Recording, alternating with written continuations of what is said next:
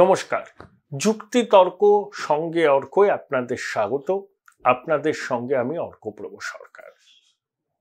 বিষ্ণুপুর দেখছে প্রাক্তন স্বামী স্ত্রীর লড়াই, আর শ্রীরামপুর দেখছে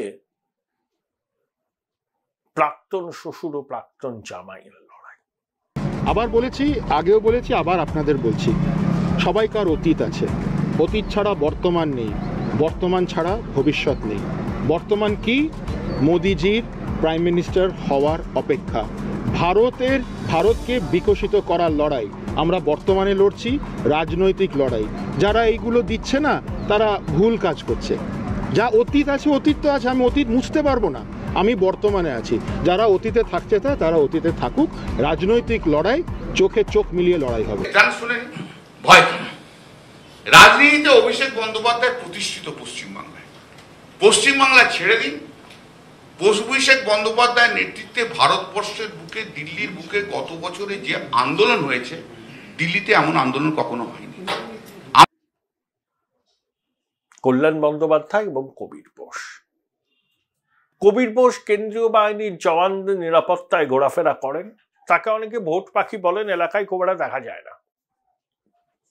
2021 বিধানসভায় শ্রীরামপুর থেকে প্রতিদ্বন্দ্বিতা করেছিলেন, কিন্তু হেরে গিয়েছিলেন, যদিও তাকে এবার বিজেপি প্রার্থী করেছে।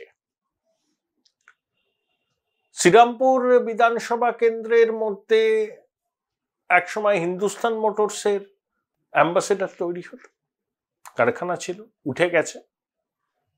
ফুরফুরা শরীফ আছে, হুগলির মাহেশ আছে, জগন্নাথ মন্দির আছে।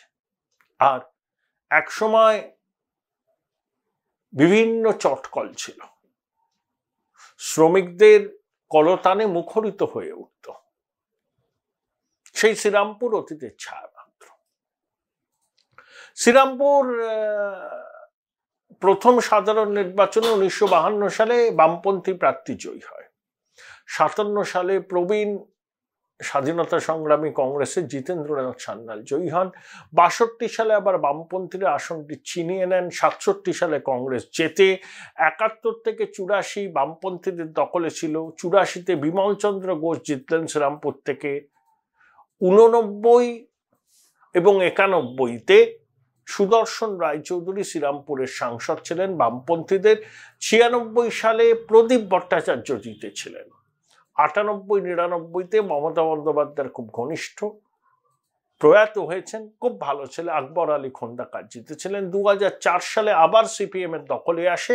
2009 থেকে টানা সাংসদ তৃণমূলের কল্যাণ বন্দ্যোপাধ্যায়।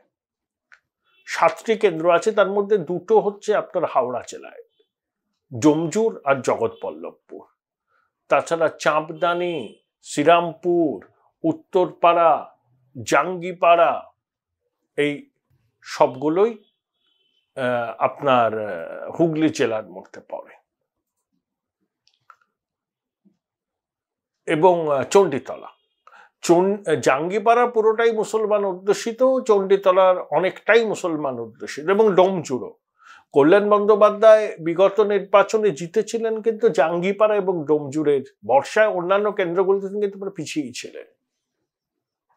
দীপশিতাকে প্রার্থী করেছেন বামপন্থীরা।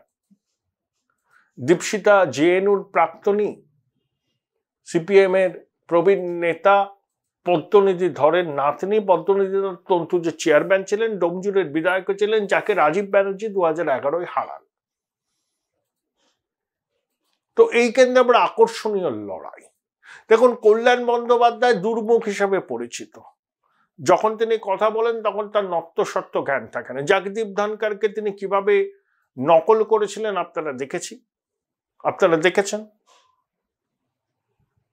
অভিজিৎ গঙ্গোপাধ্যায়কে তিনি যে ভাষায় আক্রমণ করেছেন সেটাও বঙ্গবাসী জানে। কল্যাণ মনে করেন যে এইভাবে কথা বললেই বোধহয় সম্মান বাড়ে, দলনেত্রীর কাছে তার সম্মান বাড়তে পারে। তিনি হয়তো এই ধরনের ভাষাকে অনুমোদন দেন, কিন্তু পশ্চিমবঙ্গের মানুষকে এই ভাষাকে অনুমোদন দেয়? শ্রীরামপুর প্রাচীন শহর, রিষড়া প্রাচীন শহর, উত্তরপাড়া প্রাচীন শহর। সেখানকার মানুষের সংস্কৃতি, রুচিবোধ গর্ব করার মত। উত্তরপাড়ার জয়কৃষ্ণ লাইব্রেরির কথা আমরা জানি, ফেলু মোদকের মিষ্টির কথা জানি, সেখানকার মানুষ সম্ভ্রান্ত রুচিশীল, সেই এলাকার সাংসদের মুখে যে ভাষা অনেরগল বেরোয়, অনুমোদনযোগ্য। ইলেকটোরাল অ্যারিথমেটিকে তিনি সুবিধা পান, হয়তো এবারও পাবেন, কিন্তু এবার চ্যালেঞ্জটা অন্য। একে ছোটবাবু প্রথমে চাননি যে কল্যাণ টিকিট পান, কিন্তু মমতা বন্দ্যোপাধ্যায় কল্যাণকে ছাড়বেন না, কল্যাণ সেই জন্য টিকিটটা পেয়েছেন। তৃণমূল ওখানে আড়াআড়িভাবে বিভক্ত, এবং কল্যাণ দুর্মুখ হিসাবে পরিচিতি আছে, কর্মী সমর্থকদের সঙ্গে ভালো করে কথা বলেন না, ঠিক সুদীপ বন্দ্যোপাধ্যায়ের মতো। সুদীপ বন্দ্যোপাধ্যায় বাড়িতে তৃণমূলের কোনো স্থানীয় নেতা যদি দেখা করতে চান, বাড়িতে থাকলেও বলবেন নেই। তো জানেন, তৃণমূলের নেতারা জানেন। তো সেটাই কল্যাণ বন্দ্যোপাধ্যায়ের ক্ষেত্রে একই জিনিস প্রযোজ্য, দুর্মুখ, কথাবার্তার মধ্যে উগ্রতা, এবং এমন এমন শব্দ ব্যবহার করেন যেটা ঠিক একজন রাজনৈতিক নেতার কাছ থেকে মানুষ এক্সপেক্ট করেন না। তাও তিনি 3 বার জিতছেন, রেকর্ড করেছেন। শ্রীরামপুর থেকে এভাবে কেউ জেতেনি, এটা না 3 বার, 9, 14, 19, 24-এ কি হবে? লড়াই এবার টাফ। আইএসএফ দাঁড়িয়েছে পুরোপুরা ওই কেন্দ্রের মধ্যে। সেখান যদিও আইএসএফ পঞ্চায়েত ভোটে ওদের নিজেদের এলাকায় সুবিধা করতে পারেনি, হয়তো ভোট কাটুয়া পার্টি বলে মুসলমানরা আইএসএফকে সমর্থন করেননি। লোকসভাতেও সেই ধারা থাকতে পারে, আবার অন্যরকম হতে পারে। দীপশিতা প্রচার করছেন। বামপন্থীদের একটা তো ঘাঁটি ছিল।